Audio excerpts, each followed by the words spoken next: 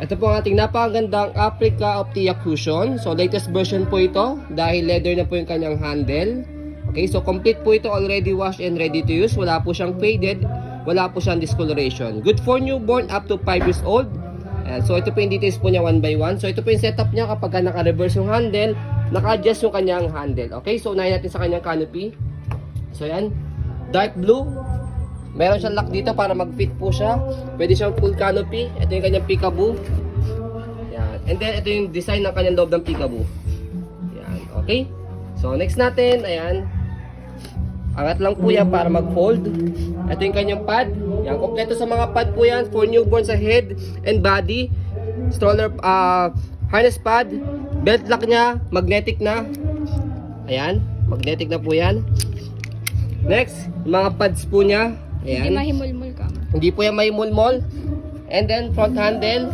Pe-press po ito. And then slide. Kapag ilalagay, tatanggalin po si baby. Okay? So makapal po yan. And then, next natin yung leg rest niya, adjustable. Pag nakaupo, yan. Yan. Pag nakahiga naman po, adjust natin siya. And then, higa natin. Ayan. Fully recline siya. Okay? So next natin, yung kanyang handle, napakaganda, leather na.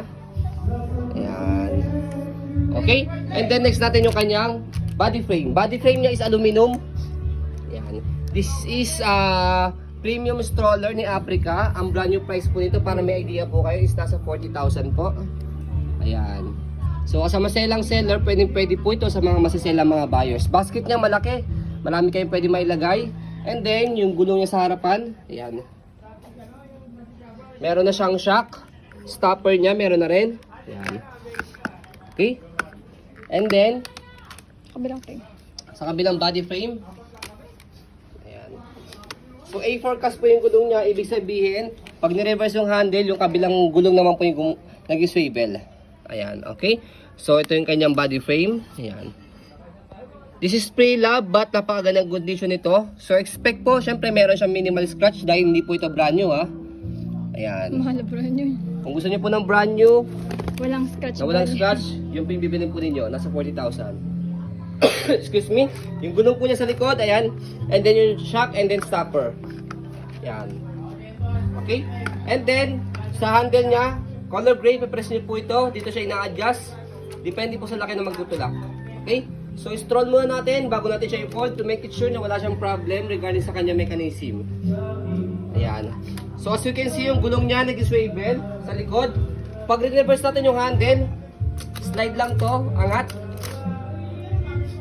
Ayan. So, yung harapan naman pong gulong yung mag-swivel.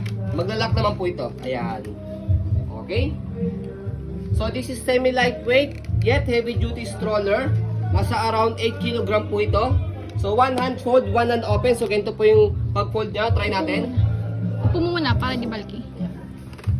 Upo muna natin siya. So, sa pag-upo sa kanya, ganito lang. Hatak lang to. Botones hindi nakaan. Yan.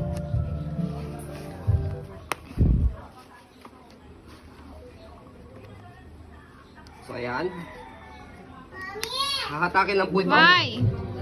Kapag naman po higa, press po ito and then pull down. Ganun lang siya kadali. Okay? So, sa pag-fold, ganito lang po. Naka-unlock, press yung ilalim, angat yung likod and then pull down. One hand. Sa pag-fold. Sa pag-open seam lang din, naka-unlock, press yung ilalim, angat yung likod and then buka. Ganun lang siya kadali. Okay? So, ayan po, as you can see, very details po kami sa pong pag-video. Kasi kami siya policy, no refund, no exchange. What you see is what you get. So, yun po, maraming salamat. Have a nice day and God bless po.